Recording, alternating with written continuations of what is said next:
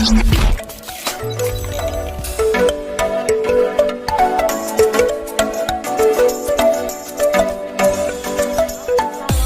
pagi anak-anakku kelas 4, bagaimana kabarnya?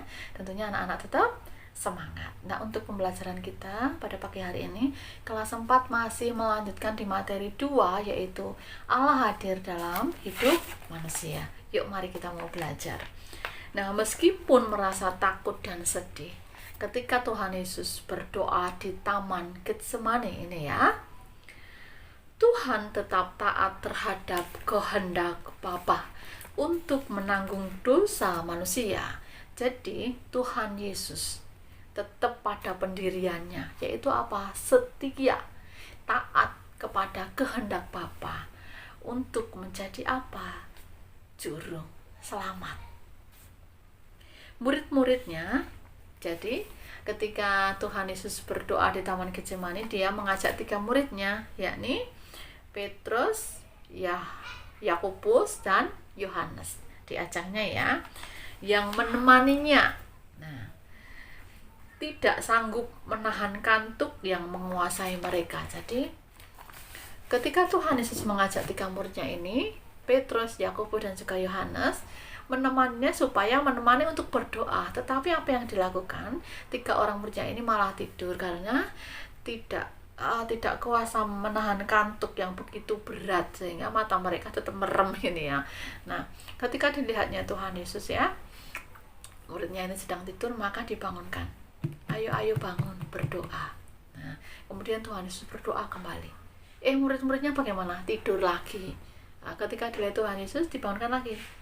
Bangun, berdoa.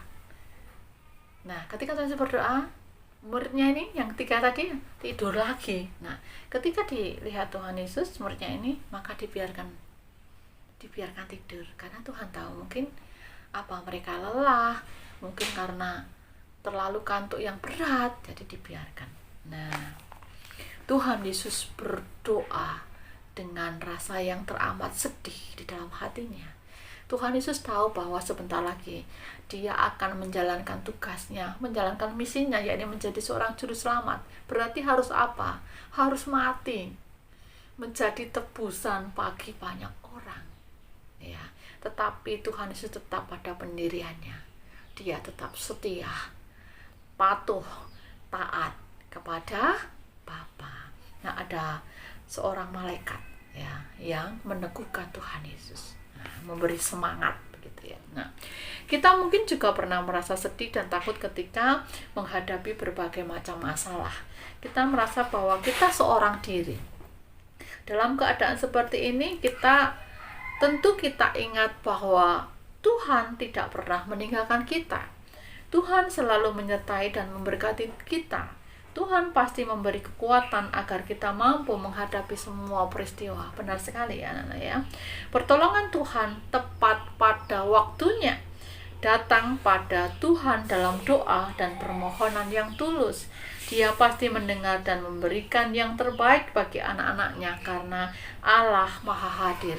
Jadi anak-anakku, Budian sampaikan sekali lagi bahwa Tuhan Yesus itu nyata.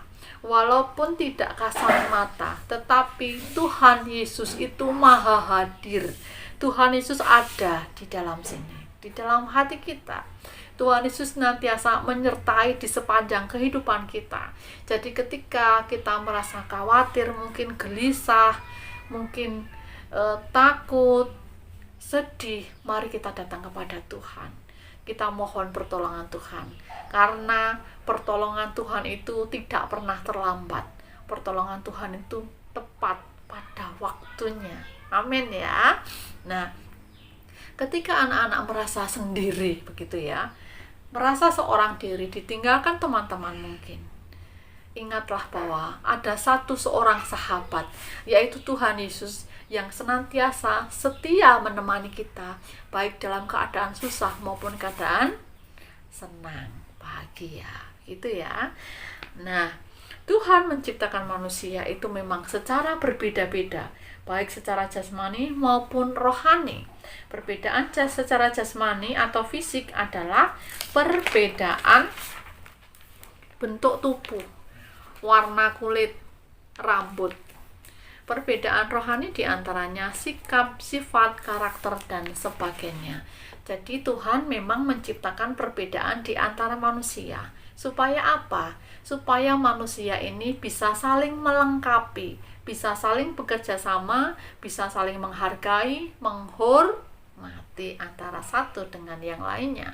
Walaupun mungkin perbedaan fisik ya, entah itu bentuk tubuhnya itu tinggi, pendek, gemuk, kurus gitu ya, atau mungkin bentuk hidungnya pesek atau mancung, kemudian bentuk bibirnya tipis atau tebal, kemudian warna kulitnya entah itu hitam, putih, kuning, sawo matang, jenis rambutnya keriting apa lurus begitu ya.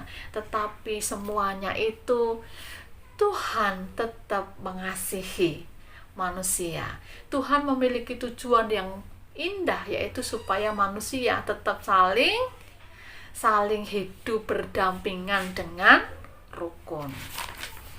Nah, Tuhan menciptakan perbedaan dengan tujuan supaya saling melengkapi, bukan untuk saling mengejek. Dengan kelebihan yang dimiliki, kita tidak boleh sombong. Begitu juga dengan kelemahannya. Kita tidak boleh rendah diri dan iri hati terhadap orang lain. Jadi, kita tidak boleh menyombongkan diri kita akan kelebihan yang kita miliki. Dan kita tidak boleh menghina orang lain atas kelemahan orang lain tersebut. Terhadap keberadaan kita, sikap yang baik adalah menghargai diri, menerima dengan rasa syukur. Penghargaan yang kita lakukan berarti juga menghargai Sang Pencipta. Jadi mengucap syukurlah kita anak-anak, kita diberikan tubuh yang sempurna, lengkap begitu ya. Mata juga 2, hidung 1, gigi banyak ya, 32 jumlahnya. Rambut bagus ya. Jari-jari tangan 10, tidak ada yang 9. Ya, jadi kita harus mengucap syukur kepada Tuhan dengan cara bagaimana? Merawat tubuh kita ini dengan baik dan benar, ya, menjaga kebersihan dan kesehatan tubuh kita dengan baik dan benar. Itu merupakan wujud syukur kita kepada Tuhan. Jadi kita harus menghargai diri kita, ya, dengan baik. Kita tidak boleh merusak apa yang sudah diciptakan Allah dengan sempurna. Allah hadir bukan hanya ketika kita diciptakan, tetapi juga sepanjang kehidupan, baik ketika kita merasa sedih, senang, berhasil, ataupun gagal. Beberapa contoh kekuasaan Allah yang menunjukkan kehadirannya. Yang pertama, peristiwa tumbuh kembang kita sejak di kandungan. Jadi, ketika kita masih dalam kandungan mamah, ya, itu dari 0 bulan sampai 9 bulan lebih 10 hari. Ya, itu Allah hadir dalam kehidupan kita walaupun masih di dalam kandungan. Nah, kemudian tetap berlanjut sampai lahir, kemudian sampai detik ini, ya, sampai usia kita sekarang ini, Tuhan tetap hadir di dalam kehidupan kita. Kemudian yang kedua, ketika kita berhasil dalam belajar menjadi cerdas, lulus ya, atau mungkin naik kelas, Tuhan juga hadir di dalamnya. Kemudian ketika kita sakit dan menjadi sembuh, ketika kita sedih dan menjadi terhibur, ketika kita lemah dan menjadi kuat, Tuhan hadir di dalamnya anak-anak.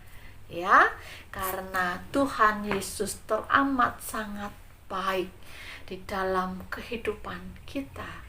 Tuhan Yesus sudah menebus dosa kita. Dia relakan nyawanya, menggantikan, menjadi tebusan bagi banyak orang. Nah, untuk itu anak-anakku, marilah kita bersama-sama mengucap syukur dengan cara apa? Kita mewujudkan atau kita menjaga kebersihan dan kesehatan tubuh kita ini dengan baik dan benar. Oke ya. Iya, untuk tugasnya hanya ada 2. Yang pertama, sebutkan 12 murid Tuhan Yesus. Yang kedua, ceritakan pengalamanmu ketika sedang sakit dan menjadi sembuh. Jadi, kehadiran Tuhan ada di situ ya. Jadi ceritakanlah pengalamanmu ketika sakit dan menjadi sembuh, sebab Tuhan hadir di situ memberkati kalian. Terima kasih, Tuhan Yesus memberkati.